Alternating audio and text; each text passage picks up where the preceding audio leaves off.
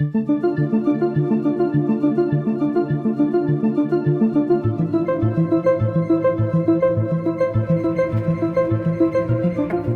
ơi, ơi, ơi. आज आज hello friends, आज मैं फिर आई हूँ न्यू ब्लॉग लेके, नई मन की बात लेके। तो आप लोग सब कैसे हैं? तो आज मैं बाहर थोड़ा सा घूमने आई थी, तो मैंने कहा चलो यहीं से आप लोगों के साथ आज बातें कर लूँ, आज मैं अपनी मन की बात भी शेयर कर दूँ। तो फ्रेंड्स, आज जो मेरी मन की बात है वो इस तरीके से है कि जैसे लोग भगवान के ऊपर से विश्वास हटा लेते हैं अपना, तो विश्वास को जो है हमें कायम रखना चाहिए, क्योंकि भगवान जो करता है हमारे लिए अच्छे के लिए करता है। लोगों के बुरे दिन आते हैं तो लोग ये सोचते हैं कि यार भगवान ने हमारे साथ बहुत बुरा किया। मैं इसी बात पे आपको आज अच्छी से कहानी सुनाती हूँ फ्रेंड्स, क्योंकि देखिए जो भगवान हमारे लिए करता है वो अच्छे के लिए करता है, बुरे के लिए नहीं करता है। तो फ्रेंड्स, इस तरह की एक कहानी है।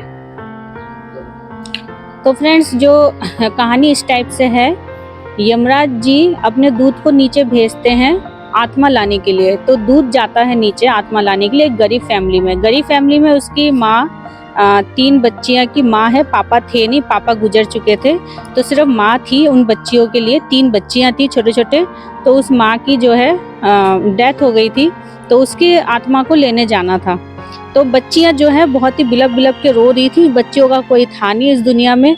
तो ये दूत को देख के ना बहुत ही दया आया, तो दूत बोला कि नहीं, ये काम मैं नहीं कर सकता, मैं बच्चों को अनाथ नहीं कर सकता। दूत वापस चला गया यमराज के पास। तो यमराज बोलते हैं कि आप आत्मा क्यों नहीं लाए? तो वो दूत बोलता है, मेरे से ऐसा काम नहीं हो पाया, आप जाके देखो। यमराज जी, आपने उन छोटे छोटे बच्चियों को देखा है? मासूम सी बच्चियां हैं, वो बेचारे कहाँ जाएंगे? उनका इस दुनिया में कोई भी नहीं है, वो कहाँ जाएंगे? तो ये चीज़ जब यमराज ने सुना ना, तो यमराज को बहुत ही गुस्सा आया। उसने बोला, ठीक है, आपने मेरे आज्ञा का पालन नहीं किया है, तो आप क्या यहाँ पे मेरे से बड़े हो गए हो? आप एक काम करो, आप इंसानों के भांति जिंदगी जियोगे, ये मेरा अभिशाप है तुम्हारे लिए, दूत को बोला। तो दूत को नीचे भेज दिया इंसानों के बीच में, इंसानों की जिंदगी जीने के लिए। जब आपको पता चलेगा कि किसी की बात अगर आप नहीं मानोगे तो क्या होगा आपके साथ।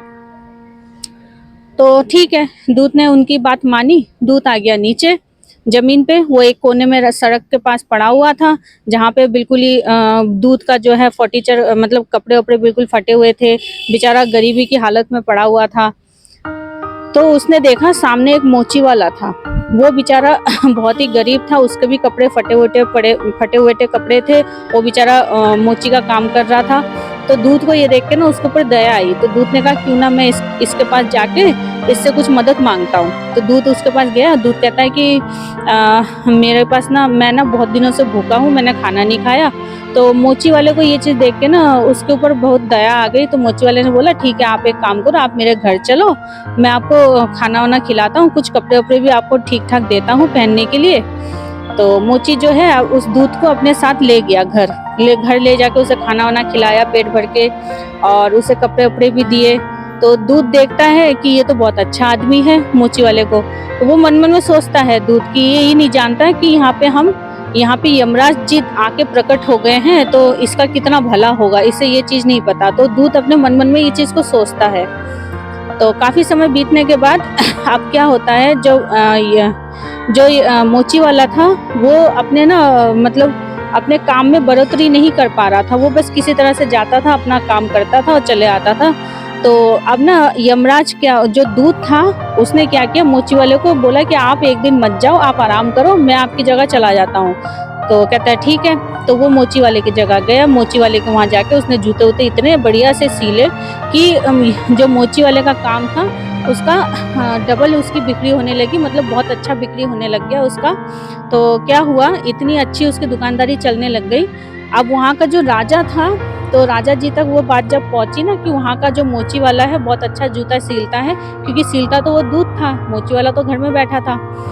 तो राजा जी ने अपने सेनाओं को भेजा कि मेरे लिए ना चप्पल सिलवाओ, और जूते सिलवाओ, जूते, चप्पल नहीं, जूते।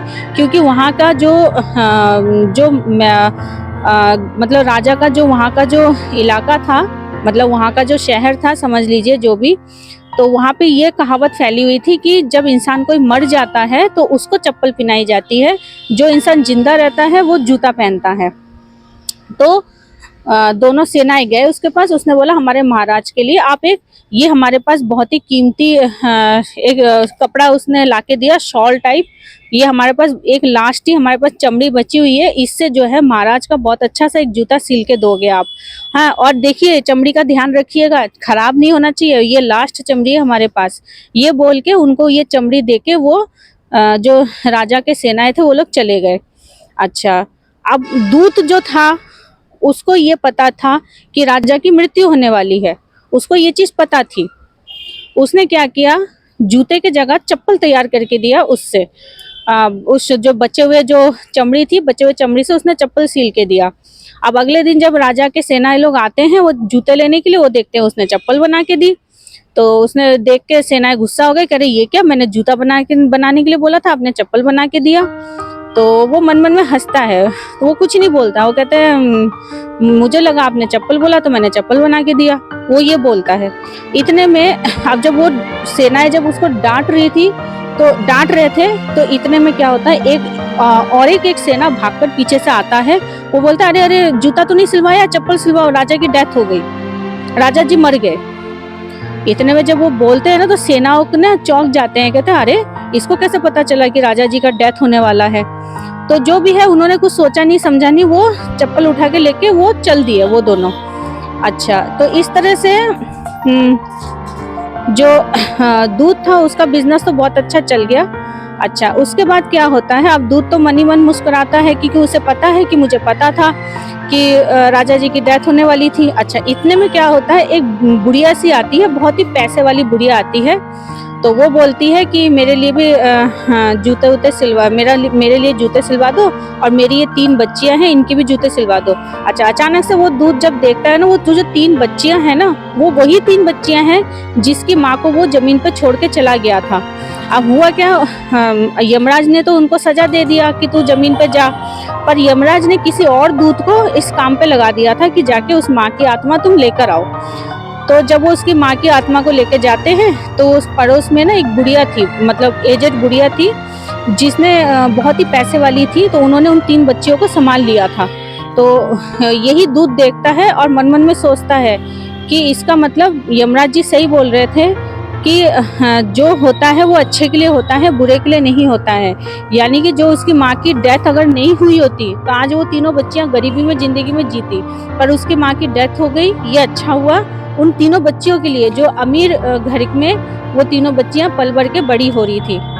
तो ये चीज यमराज जी दूध देख के ना वो शर्मिंदा होते हैं कि मैंने ये गलती करी यमराज जी की बात ना मान के। तो यही है आज की मेरी मन की बात फ्रेंड्स, कि अगर हम किसी बुरे परिस्थिति में है और हम ये सोच रहे हैं कि हमारे साथ क्या हो रहा है, तो इसके पीछे भी बहुत बड़ा रीजन है।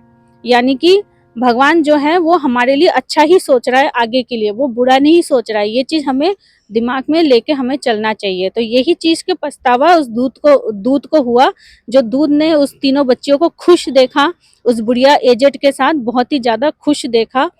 तो वो ही चीज वो सोच रहा था कि मैंने बहुत बड़ी गलती करी है, मुझे ऊपर जाके यमराज जी से सॉरी बोलना चाहिए कि आगे से मैं ऐसा काम ना करूं।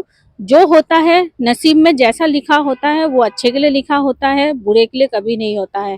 तो आज मेरी मन की बात छोटी सी यही थी फ्रेंड्स। आप लोगों को कैसी लगी मुझे प्लीज कमेंट सेक्शन में बताइएगा, और आप लोग भी निराश ना होइएगा। अगर आप लोगों के साथ कुछ बुरा होता है, आप लोग इस चीज को समझ जाना कि आपके लिए कुछ अच्छा होने वाला होगा आगे। हो सकता है आपके नसीब में भगवान ने यही लिखा हो कि आपके लिए ये चीज अच्छा होने वाला है आगे चल के। तो चलिए फ्रेंड्स, आज के लिए इतना ही है। आप लोगों को कैसी लगी मेरी मन की बात प्लीज बताइएगा, और मेरे चैनल को ज्यादा से ज्यादा सब्सक्राइब कीजिएगा, ज्यादा लोगों में शेयर कीजिएगा। तो चलिए फ्रेंड्स, आज के लिए बाय बाय।